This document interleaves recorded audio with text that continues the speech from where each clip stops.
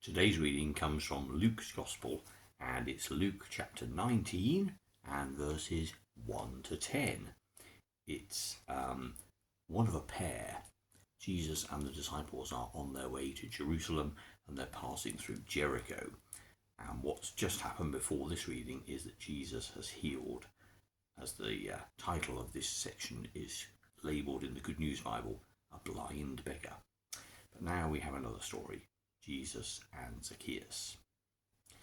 Jesus went into Jericho and was passing through. There was a chief tax collector there named Zacchaeus, who was rich. He was trying to see who Jesus was, but he was a little man and could not see Jesus because of the crowd. So he ran ahead of the crowd and climbed a sycamore tree to see Jesus, who was going to pass that way. When Jesus came to that place, he looked up and said to Zacchaeus, "Hurry down, because I must stay in your house today." Zacchaeus hurried down and welcomed him with great joy. All the people who saw it started grumbling, "This man has gone as a guest to the home of a sinner."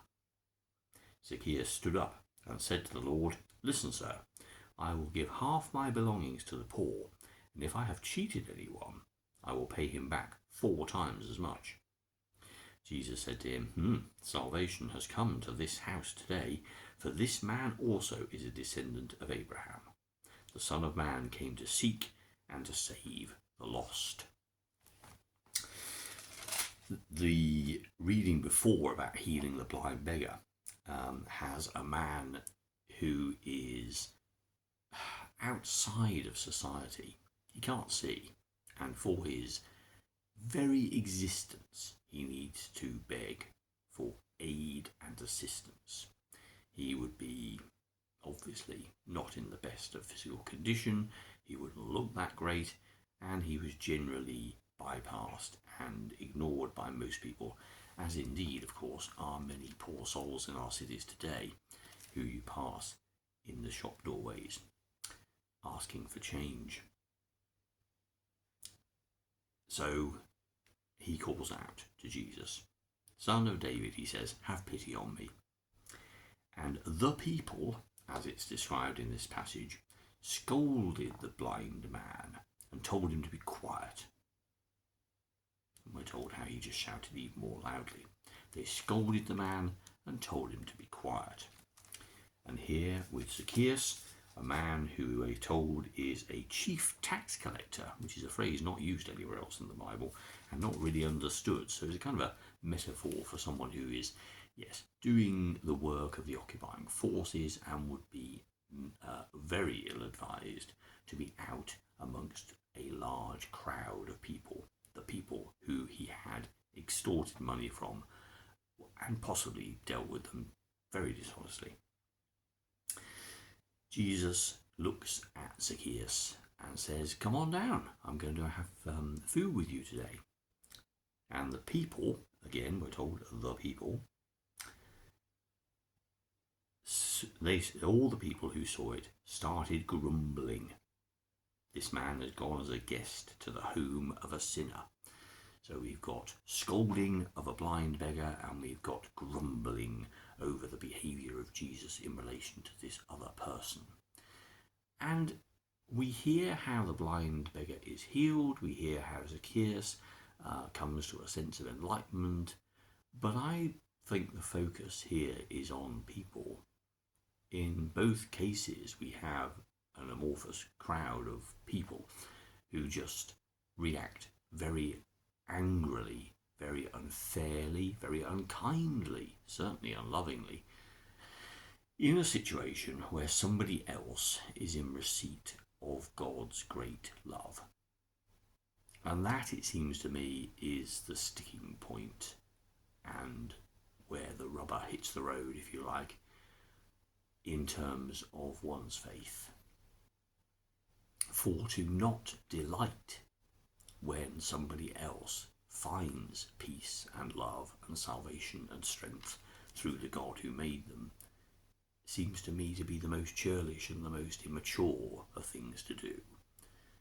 to be jealous of someone, especially because they have received and expressed delight in knowing God, when we ourselves profess that that knowledge brings love and joy and peace and happiness, is just totally at variance. And how can one ever try and approach God when you have an attitude of judgment and prejudice, when you have an unloving attitude towards other people who benefit from God's free grace? You yourself have received that grace. How then can you say that somebody else shouldn't? And behind it all lies a whole bunch of very unpalatable, traditional human reactions where we regard ourselves as better than other people. We believe we should have everything and that others should have less. Well, at the very least the same, but certainly less would be preferable. And we should be favoured and chosen and looked after because we matter most. Because in our own hearts and minds, of course, we are the centre of the universe. We are the most important entity that's ever lived. And this is entirely forgivable because our consciousness and our self is bound up with our physical being, our bodies and all the things that make us up, and our minds. We are bound in this little cell of awareness, and that's pretty much the most intimate thing we know. We certainly don't know anybody else with anything like the degree with which we know ourselves.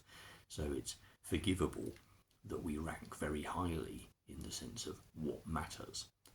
But to look at where somebody else is in the presence of the loving God with anything other than joy shows a wrong sort of heart.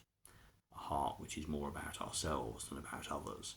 For we are called to take the love that God has put into our hearts and use it for the benefit of others around us. And those others are anyone, anywhere, anytime. Not just the people who we feel comfortable with or the people who we feel an affinity with, those we can communicate clearly with, those that we like, but people who need our help. This is why we exist. This is why we're entrusted with this precious, precious commodity of life and time, to be God's hands and God's voice in God's world, to show in action what we know and feel in our hearts and minds. So it's the reaction of the crowd in both these stories which interests me. It's of no surprise that the blind beggar should recognise the Son of David, or that Zacchaeus should change his heart completely and become generous and extravagant with all of the things that he has wrongly acquired. That's quite a normal reaction, I would say, when you meet with God. But the reaction of the crowd is the one that you and I have to watch out for, the one that judges, the one that has malice, the one that is unkind. For we serve a God of love, and all we say, and more importantly what we do, needs to be shot through with God's great love, because we have been loved so much.